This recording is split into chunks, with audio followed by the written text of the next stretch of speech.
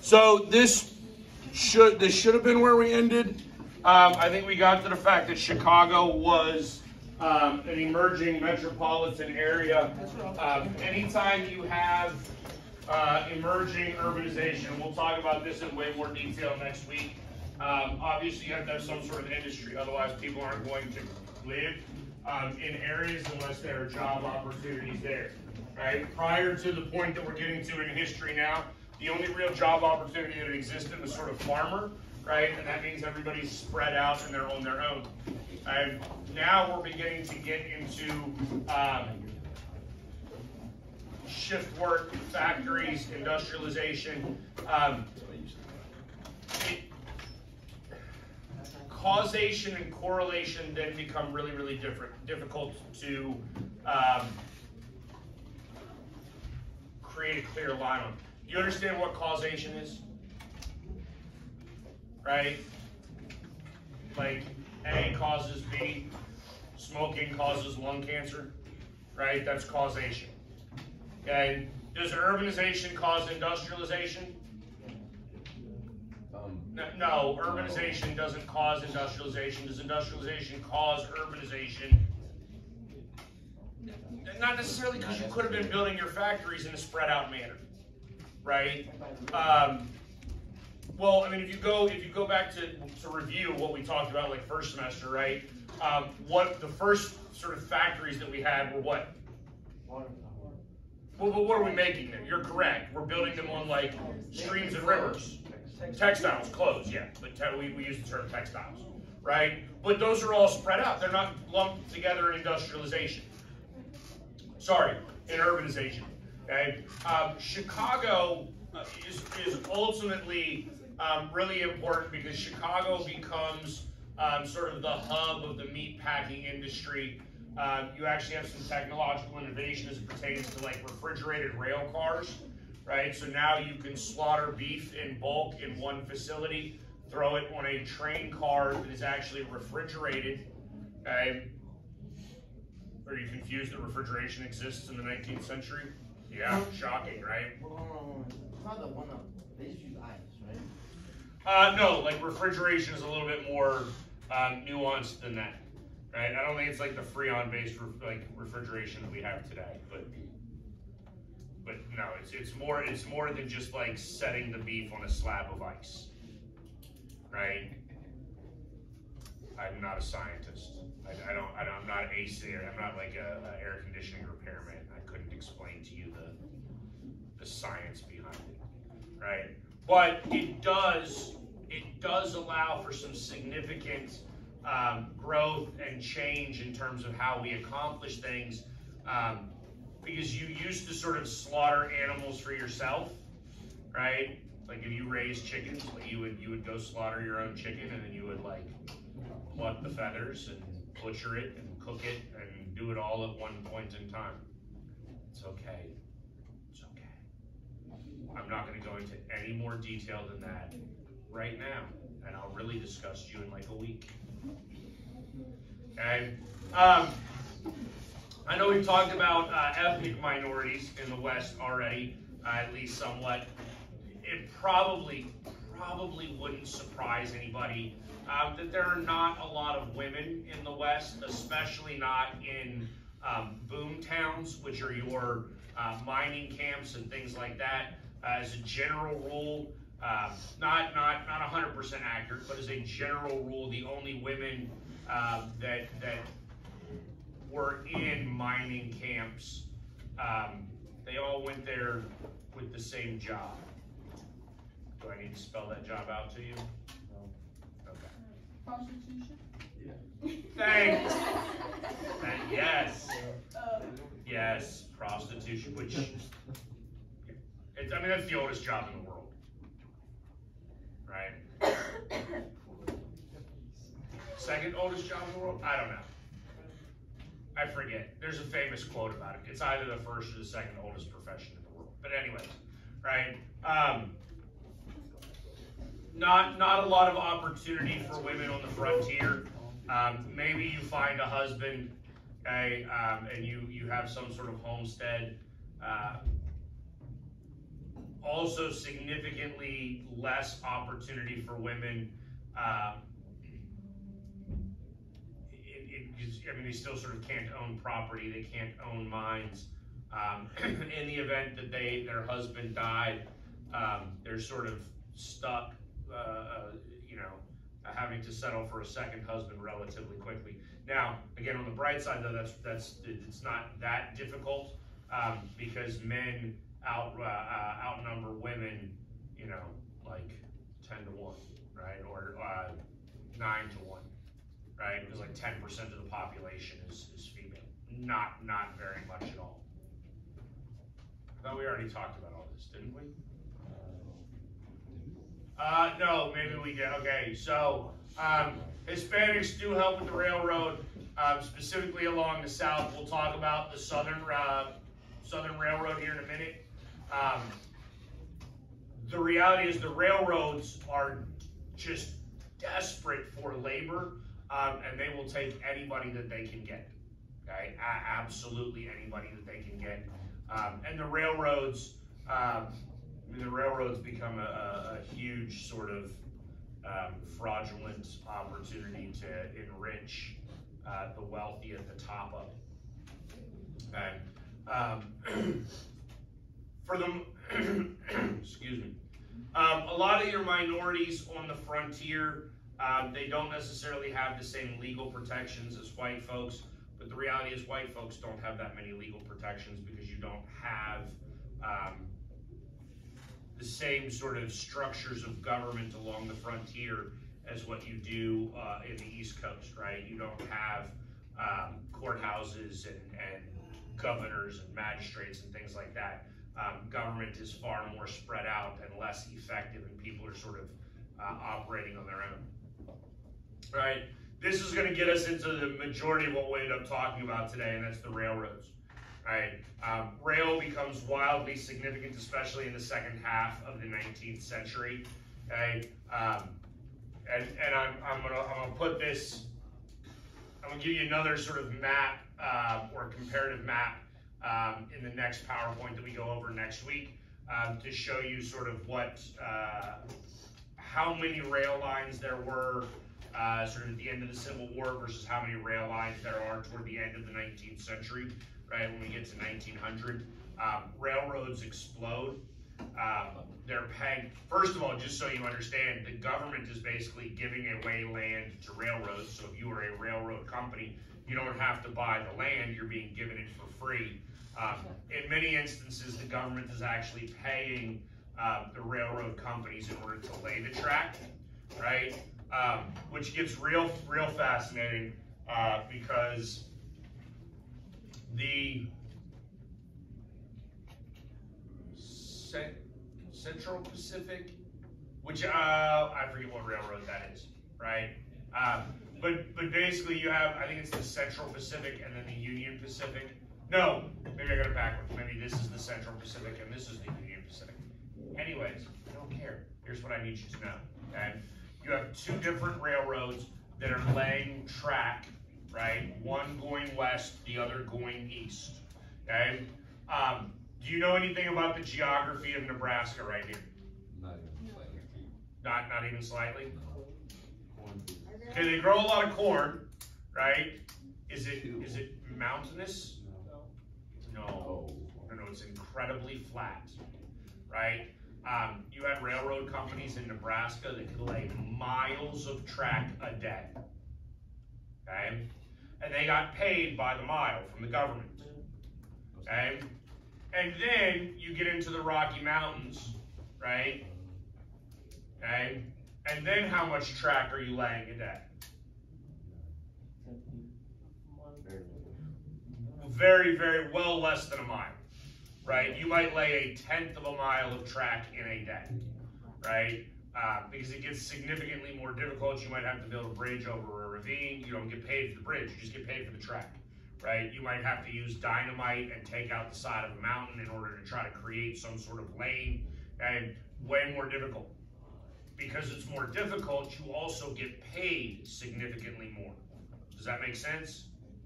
Right? Because obviously if you're getting paid by the mile to lay track here in Nebraska, right? Let's just say for the sake of argument, the company gets paid $10 a mile, and they lay 10 miles of track in a single day. The company made $100, yeah?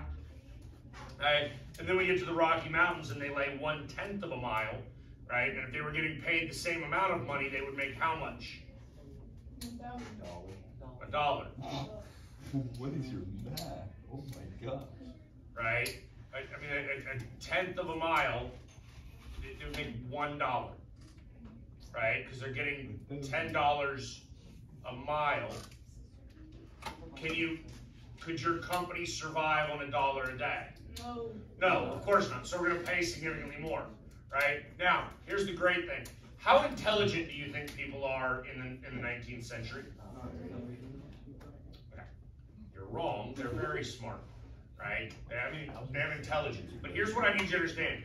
Intelligence and knowledge are not necessarily the same thing. Do you actually understand that? How many of you in here in this room are intelligent? Raise your hand. Put your hands up. All of you are intelligent. Okay, how many of you can explain to me, right, how a jet engine works? Nobody? Okay, so you don't have the knowledge, but you're still intelligent, yes? You understand that concept? You are still intelligent, but you just lack some knowledge. Now here's the thing, right? You still have intelligent people at this point in time, but do they lack knowledge? Yes, right? They lack significantly more knowledge than you lack, in large part because they didn't have, like, the internet, right? So, anybody ever been to Sacramento, California? Have you really? Right? What was the landscape like in Sacramento? You don't remember? I just remember it was like hot, but it wasn't like it was like 104, but it wasn't like hot. Yeah, that's because there's no humidity in California. Yeah. Right? Was it mountainous? It was not. It was not mountainous, right? So here's sort of the fun thing. Anybody been to Nevada? Is Nevada mountainous? In some places, right? So here's the thing. You basically have the Rocky Mountains here. You have some plateaued flatland here. You have the Sierra Nevada mountains here. Then you have flatland, right? And then, actually, in California, there's a coastal mountain range that if you go far enough south in California, essentially like springs right up out of the ocean, right? I mean, you can go from the beach to like 3,000 feet of elevation in a couple miles, right? I mean, it's almost straight up in certain parts of California, okay? So here's the thing. If you were the railroad company, and again, I forget which railroad this is. We're going to call this the Union Pacific, right? If you were the Union Pacific Railroad and you were laying track in Sacramento, are you going to report to the national government that the terrain in Sacramento is mountainous or flat? Why would you tell them that it's flat? But you just said it was flat. It is. Why would you tell them that? If you make more money to say that it's mountainous, wouldn't you tell them that it's mountainous? Yeah. And they would pay you more? Yeah. Yeah. Yeah. Why? Probably you're just telling the truth. No. Okay. Simi, that's adorable. You'll learn next year in government, there is no truth in government. No. Politics is all lies. Why would you tell the truth in government? What incentive do you have? Yeah. How many of you are going to cheat on your taxes if you could legally get away with it? And when I say cheat, I mean just pay less than what Bernie Sanders says is your fair share. Everybody pay less if they can get away with it? Yes, of course you are. So if there are systems in place, the government in New York and Washington, D.C., they don't know what the land is like in Sacramento. Right? So why wouldn't you lie and be like, it's mountainous here? Of course you would. You'd make more money. Right? Here's the other thing that happens. Right? Eventually with the railroads, this railroad, they're going west. This railroad, they're coming east. Right? And they pass each other. And they just keep going, laying more track. Why would you connect it? What happens when you connect it? It's done. So that means you, as the owner of the railroad, what? Stop making money. Because the government's paying for the Correct. So why would you stop making money? Yeah. Just go right next to each other and just keep going. Okay? Eventually the government catches on, and Promontory Point, Utah is where they're brought together and they're required to come. Now, I tell you that about the railroads because specifically when you get toward California and you get toward the West Coast, the railroads sort of west of the Rockies were predominantly, not entirely, but predominantly built by Chinese labor, right? You had a significant amount of Chinese people already entering into the country, and they're wildly discriminated against. Make no mistake about that. Okay. Couple of points that I want to understand. I think most students know about Ellis Island, right? Ellis Island is a special place in American history because that's where all the immigrants come from. We'll talk about it again, right? We've talked about waves of immigration coming into the United States. Significantly fewer people are aware of Angel Island, right, which is in the San Francisco Bay, okay? And this is where all of our Asian immigrants came in, right? So anybody coming into the United States from the West Coast, right, this is the point of entry, and this is where they're sort of counted and let's call it an examination. They're examined, right, to make sure that they don't have some sort of like communicable disease or disability that would prevent them from being able to contribute to society, yada, yada, yada, right? So again, significantly large group of Chinese arriving, okay? And most of them go to work. A lot of them go to work in the railroads. Some of them go to mining towns, although they're not always there. A lot of times they're not allowed to own property, right? Some of the female Chinese immigrants, though, do find opportunities in mining towns in order to work as maids or seamstresses, right? Because, again, when we go back to that mining town concept, you have a whole bunch of single men going out there, right? Do men know how to do laundry? No. Right? Do men know how to patch a pair of pants? No. Right? I mean, that's actually that's probably still true today. I don't know, guys. Can any of you in here sew? Who can sew in here? There. All right. I'm gonna be honest with you. If you did not raise your hand, it's a skill you should learn. Right? Male or female, I don't care. Like, it'll benefit you. One of the last things that I want to call your attention to, and I need you to understand, I'm not saying that the Chinese people that came here were terrible and that they were drug dealers and that they were like the scourge of American society. But anybody know anything about heroin? You know where it comes from? It comes from Asia, right? And heroin is, I mean, heroin is a very, very, very powerful opioid, okay? And opioids are simply, it's a classification of drug. You are probably aware of opioids.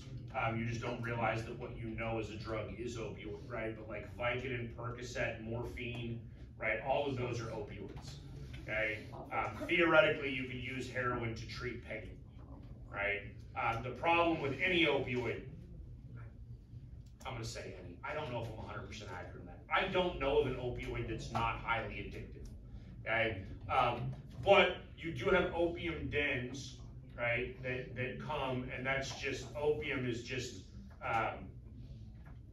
sort of one deviation of that drug. And again, I mean, if you're a single man in a mining town, right, I mean, what do you really have to do at night? I mean, drink and do drugs, right? Okay. I mean, here's the fun thing. I don't know if we'll get to it this year or if we'll get to it in like next year in government. But you understand the government wants you to get married, right? Well, not you ladies. They don't care about you, right? You know they need the guys to get married though, right? Why? Because the women will keep the guys from getting drunk and high every night. Because now you have a wife to go home to, so you're not going to engage in those terrible behaviors. What? Some of them still do while they're still married. So. Well, and that means she's not doing a good job as a wife. I mean, that's what the government would tell you. It has to be the right. But hold on, have we I know we've talked in this class about the double standard of gender, yes? Right? Because like you understand that when it comes to like premarital sex, which is immoral in society back in this point in time, right? Who do we blame? The women. Just the woman. Just the now, but boys will be boys. Right? Like there's a terrible double standard. So the reality is there's an expectation like when the guy goes out after mining all day, right, and he's depressed because he didn't find any gold, and so he goes and gets drunk, and then he goes to the opium den and he smokes some opium, right? We're just like, oh, that's just what guys do, right? But we don't like that, so we're like, hey, you need to have a wife so that she makes you come home. And I mean, like honestly, there's a governmental incentive to that sort of concept of the nagging wife, right? Like the government actually wants that. All right, so back to the railroads now, right? And the two big guys that you need to know with the railroads. Hopefully you'll be able to remember these names relatively easily because they're also massive universities. Right? Cornelius Vanderbilt, that is Vanderbilt University, and Leland Stanford, and that's Stanford University.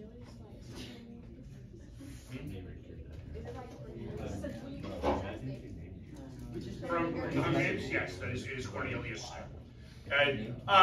So here's the thing. Vanderbilt is relatively relatively interesting. He actually, I think he comes down as like the first, okay, by the end of the 19th century, I'm pretty sure he's the wealthiest man in America. He's also incredibly like cutthroat. And if you really wanted to get into some of the history, there's a great like economic historical story about Vanderbilt and then Fisk and Gould, excuse me, and the selling of stocks, right? Do we know what stocks are? Because we have to know what stocks are as we get into this unit. Do we know what stocks are? Yeah. Abby, what are they? Portion of the company. So, yeah. So it's a piece of paper that actually provides you ownership. That's legally what it is. It's an ownership in a company. So it's a portion of it, right? Depending upon the number of stocks that exist, each stock certificate that you own is one little portion of that company, right? How many stock certificates do companies issue? That's the correct answer, as many as they want, right? What ends up happening with Fisk and Gould, they start basically flooding the stock market with worthless stock that Vanderbilt keeps buying up, trying to get a controlling share in the railroad, right? It's something that we'll hopefully have time to go into in more detail in terms of how wealth is created, right? And speculative wealth and capital wealth versus like tangible wealth.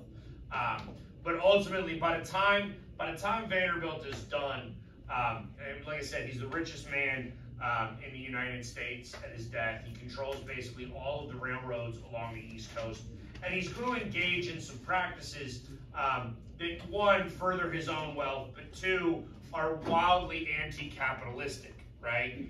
He's going to engage in price fixing and things like that. Okay?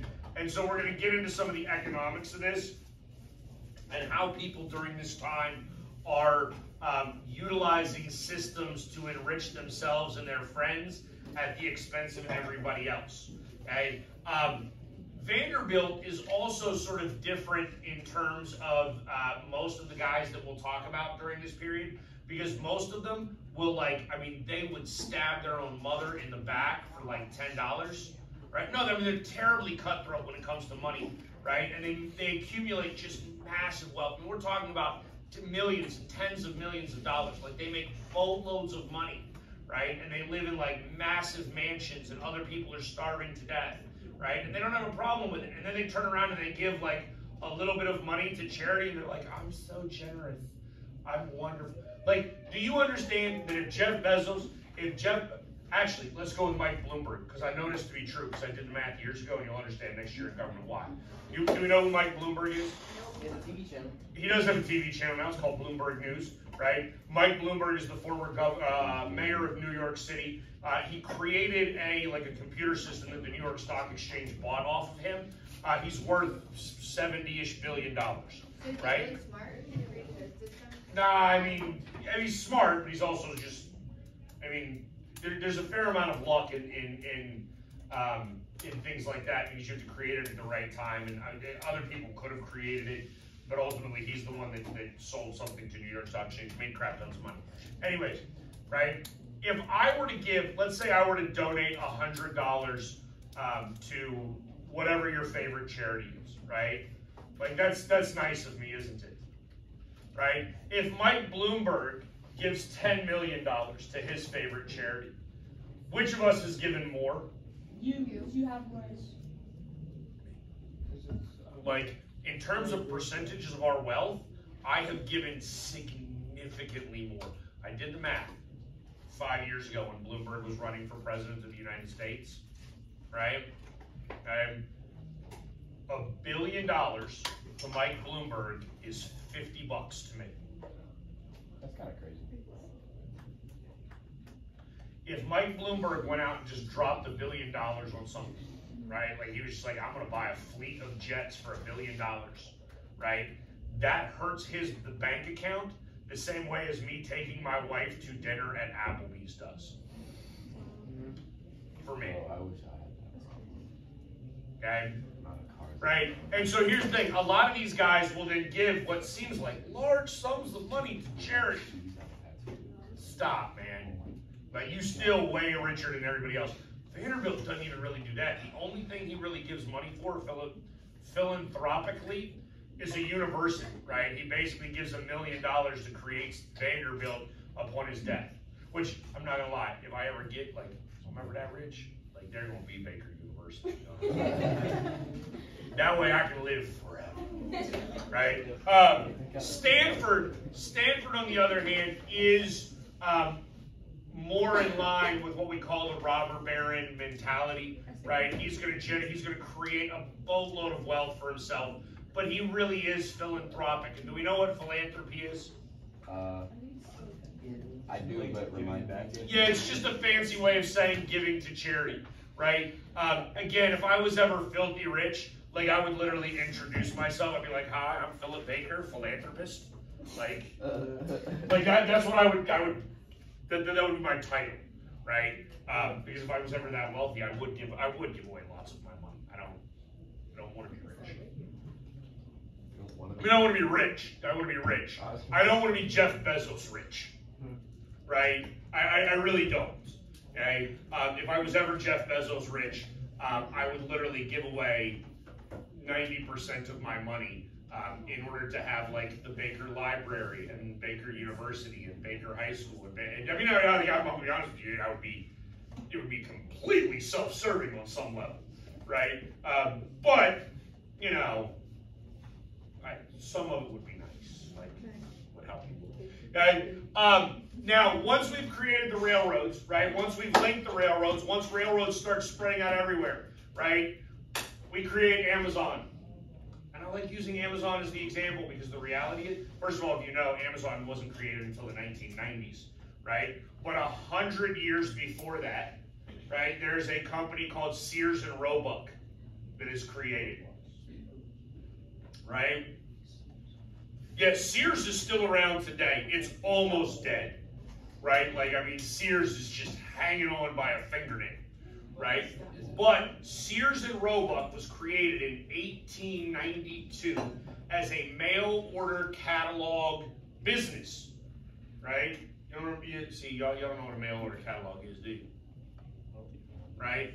A catalog comes to your house in the mail, right? And you flip through it and you're like, oh, I would like this watch.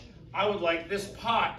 I would like this end table, right? And there's like a number to it. And so then you would fill out the little order form and you would mail it back in. And Sears would get the order form. And then they would put all your products together. And they would put it on a train. And the train would take it to your town.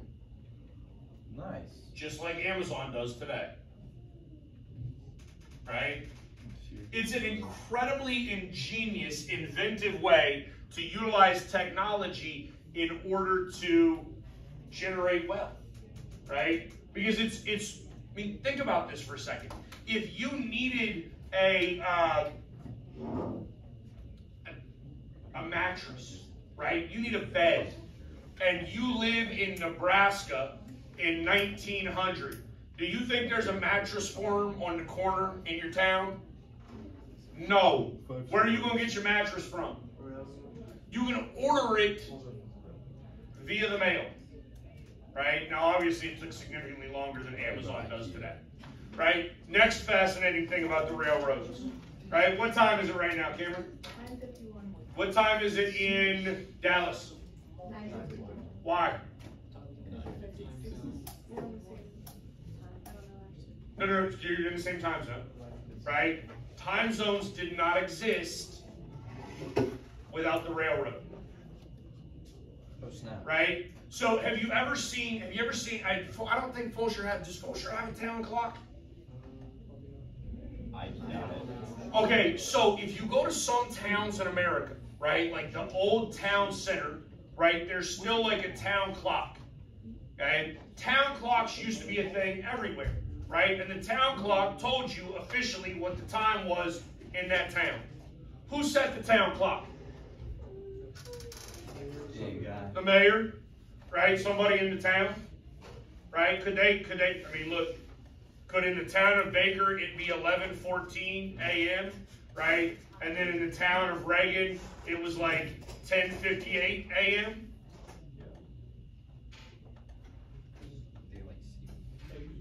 Yes, right?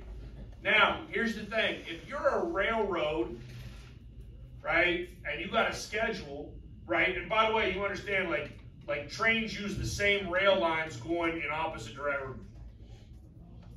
Like the same rail line, it's not like a road, right, where you have a line down the middle, and we drive on the right-hand side of the road, right, each way, right? So, no, we've got one track. If I want to go east on that track, I go east. If I want to go west on that track, I go west. How do we make sure the trains don't collide? Schedules. You have to have a schedule, right? So that way we know what train is where, right? And so how do we schedule? You have to have time.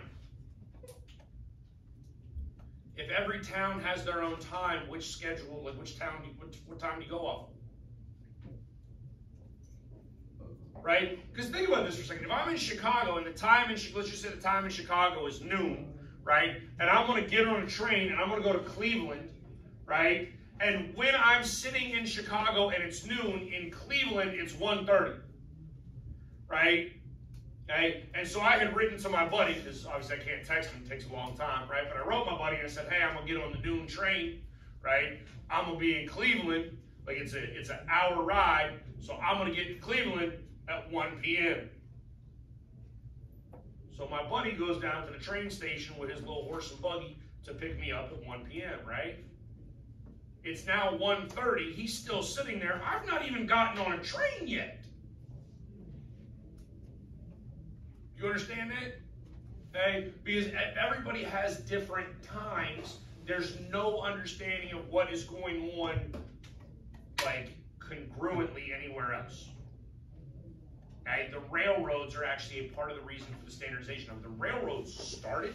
The railroads basically strong-armed towns into being like, you're going to do this. And by the end of the 19th century, right, by 1900, then the government has caught on and is like, yeah, we're going to do this. Like, now the government's going to dictate that this gets done because that's necessary. And I know we touched on this last semester, but we're going to come back to it, right? We had the Gadsden Purchase before the Civil War happened, right? And part of the reason for the Gadsden Purchase was, again, to help create transcontinental rail lines, okay? Because, again, this is the Rocky Mountains. We understand that, right? Yeah. And the Gadsden Purchase is a relatively flatter, plateaued area within the Rocky Mountains, so it's significantly easier to run a rail line through there than it would be north through like Flagstaff, Arizona into, well, basically do this. If you're ever driving cross country, right, for whatever reason, if you ever want to go from like LA to, I've done this, right? I actually have done this multiple times. I moved from San Diego to like Raleigh, okay? And every time I move from San Diego to Raleigh, I've gone different ways. I'm telling you right now, the southern route is way better, right? Because it's flatter, it's easier. If you go further north along what is Interstate 40 now, this is way more mountainous and a pain in the butt. All right. Again, this we covered last semester, so this is review.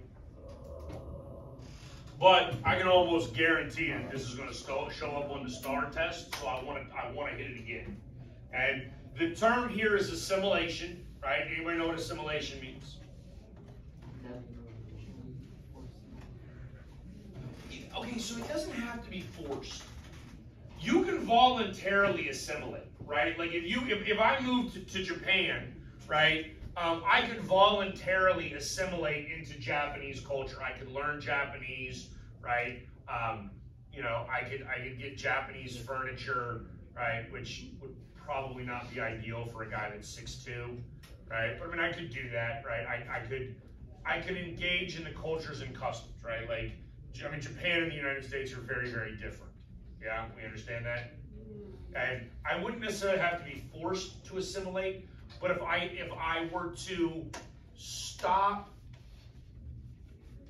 behaving like an American, right? So, you know, again, if I were to move to Japan, right, I would actually try to make myself smaller, right? Like in America, everything's huge, right? It's all spread out, right? Japan is a very small country, like landmass wise, or at least significantly smaller than the United States, right? You have cities like Tokyo that are massively populated, right? When people get onto trains in Tokyo, I mean, they're very close to one another, right? And they're very polite about it. Nobody is like, I'm spread out, like they don't do that. They don't elbow one another, right? You don't get guys sitting there man spreading on the train, right? It's not what their culture is. Right? If I were to go and to change my behaviors, that's the definition of assimilation. Now, sometimes it can be forced, but it's not always. And I know that we talked about this. There's the Dawes-Severity Act, right? Where we basically are taking Native Americans off reservations, sending them to schools. The Carlisle Indian School is in Pennsylvania, right? We send them to school and we teach them to be white. This is the same kid.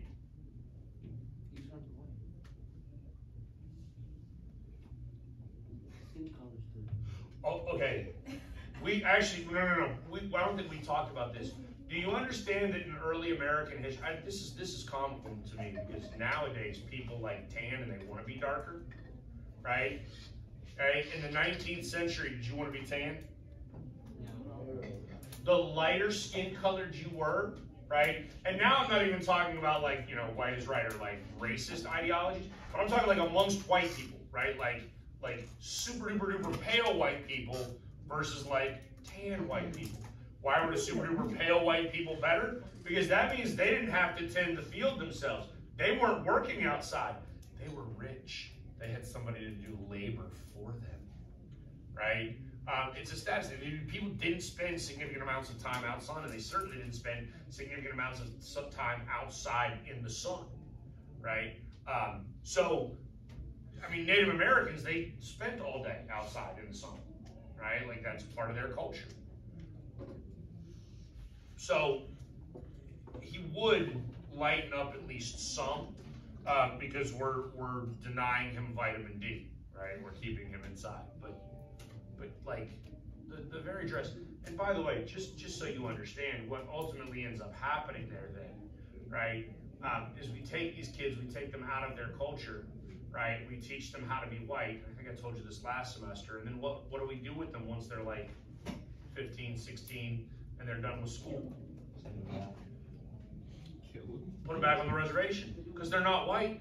In fact, they're not American citizens. Right? Which I really don't understand that one. I mean, just personally, I don't understand. Why did we take them off the reservation and teach them to be American if we were then like, by the way, you're not an American. You can't vote. Go back to your reservation. Right? Now they go back to their reservation. They no longer speak their language because they were probably beaten anytime they spoke their native language. They were probably whipped for it. Right? So they've forgotten how to speak their native language. Right? They're ostracized. They don't dress the same way.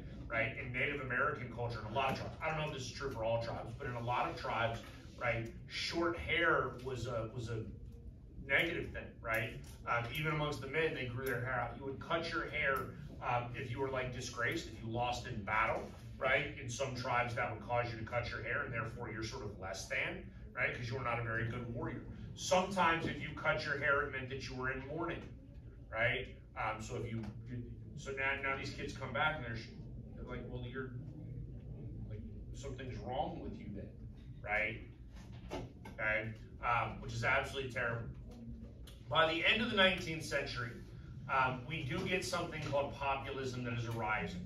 Okay, so as all of this stuff is occurring, you have, and we'll go over this in a little bit more detail next week, because we'll talk about all of the wealth that is generated, right? Because people are getting richer and richer and richer. But what happens is that not everybody's getting rich at the same time, right? The creation of wealth in the United States is very specific during this time period. There's a lot of technological innovation that helps generate wealth, but then there's also a lot of sort of speculation.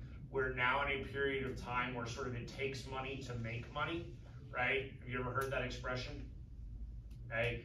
When you live in a society or a situation where it takes money to make money, right? What does that mean for poor people?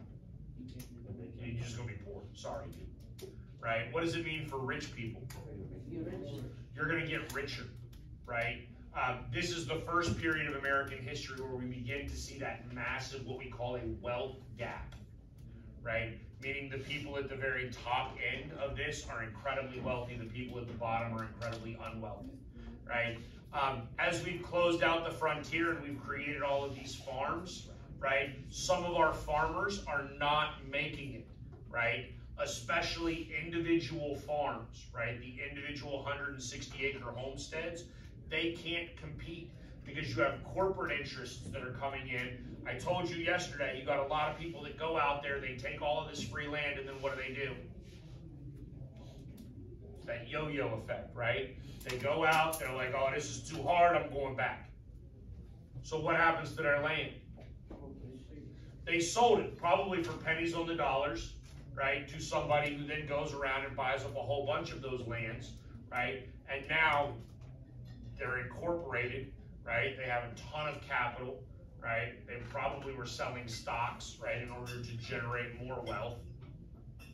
They can buy mechanized farming, so everything's done by machines, right? Now they're mass producing crops and they can undercut you and your little farm, right?